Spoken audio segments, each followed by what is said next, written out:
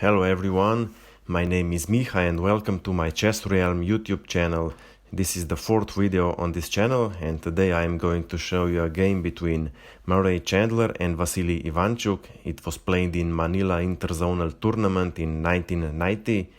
Murray Chandler had white pieces and he started with e4, e6, d4, d5, French defense, knight to c3, bishop to b4, e5, c5, Wiener variation, white plays a3, bishop takes on c3, b takes on c3, knight to e7, knight to f3, bishop to d7, threatening bishop to a4, blocking white a pawn, and the theory suggests that white should try to prevent this, so a4 was played, queen to a5, bishop to d2, knight to c6, bishop to b5, and now black castles queenside. Well, it would be better castling kingside. White castles kingside, and now c4 closing the center and blocking white c-pawn.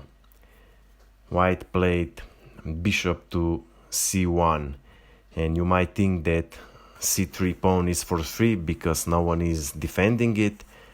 But if black queen takes pawn on c3, then bishop to d2, queen to b2, the only move, rook to b1, queen to a3, and now white can continue with knight to g5, threatening to jump on f7, forking both rooks. And if black tries to prevent this by playing rook to f8, then rook to e1, threatening rook to e3, with an attack to black queen, and after a couple of moves black would have to give up his queen and white would have a material advantage.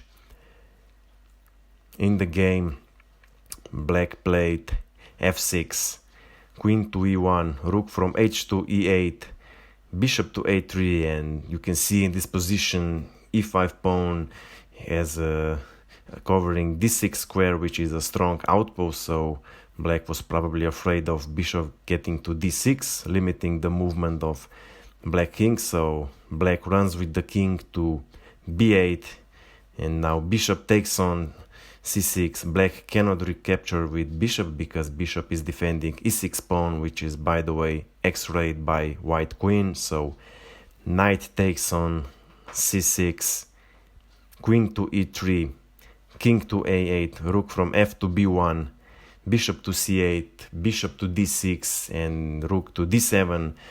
Black makes d8 square as an escape square for the black queen, rook to b5, queen to d8, a5, g5, bishop to c5, g4, attacking knight on f3, but white responds with bishop to b6 with counter attack to black queen. Black has a few options. Let's take a look what would happen if black takes the bishop with an a pawn. Then white recaptures the pawn, check, after king to b1, queen to c1, and white needs only two moves to checkmate the black king. There's nothing black can do here. He can sacrifice the queen and take the pawn on b6, but that would be a severe material loss, so the best option here for black would be queen to e7, and if e takes on f6, queen to f6, knight to e5, black cannot capture the knight on e5 because after d takes on e5, attacking the queen, also opening g1 a7 diagonal, and this position would be very unpleasant for black, if not more or less lost. So here black would have to play knight to b8, and if knight takes the rook, then bishop to d7, rook to b1, a takes on b6, a takes on b6, and knight to a6, bishop and knight would be enough compensation for the rook. In the game, black defended the queen with rook to c7, knight to e1, f takes on e5, d takes on e5, bishop to d7, and queen to c5. You can see in this position almost every piece on the board is either defending or attacking the king, except for the knight. And in this position, a6 would be the best option for black, blocking a pawn, maintaining the lines closed, and also attacking rook on b5. And if white plays rook to b1, then bishop to c8. If bishop takes the rook, then queen to c7. Black would be an exchange down, however, his position would be solid and white would have to play very accurately if he would want to convert the advantage. In the game, black played rook to d7 and now black gave white the chance to push the a pawn to a6, threatening taking the pawn on b7, opening the lines and mating the king, so black has to take the pawn on a6. Rook to a6 was played, bishop to e8, bishop takes on c7, rook takes on c7, and with an exchange up, white is clearly better.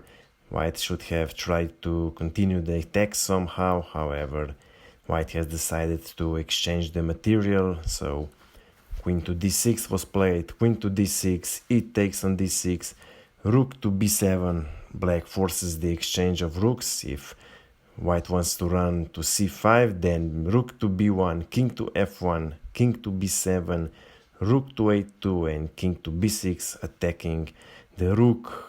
Rook can now only take the knight on c6, and after bishop to c6, now black is the one who would be better.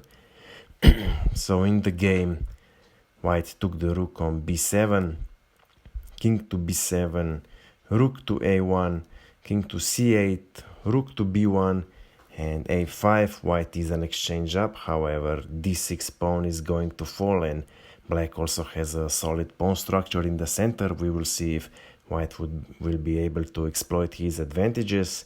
f3 was played, h5, king to f2, king to d7, f takes on g4, h takes on g4, h3, g takes on h3, g takes on h3, king to d6 and knight to f3. And here black should have tried pushing the pawn to a5, protecting d4 square, however black played a4 and now white was able to play knight to d4, and black is not interested into capturing the knight because white recaptures and doesn't have doubled pawns anymore, so black played e5, knight to c6, king to c6, king to d3, king to c5, king to d2. With a passed pawn on the king side, white has a winning position. In the game there followed king to d6, rook to b6, king to c5, rook to f6, king to b5, rook to e6, double attack on the bishop and the pawn. Black played bishop to d7, rook to e5, bishop to h3, rook to d5 check, king to b6 and king to c1. Rook is preventing the trespassing of the fifth rank, and white would just simply go with the king to b4, then he would eat both pawns and in the end would win the game, and therefore in this position Vassily Ivanchuk resigned the game. I hope you enjoyed watching this video. I hope you have learned something from this game. If you have any questions, you can find my email in the description. If you like solving chess puzzles, I invite you to visit my Instagram page. That's it for now and see you soon.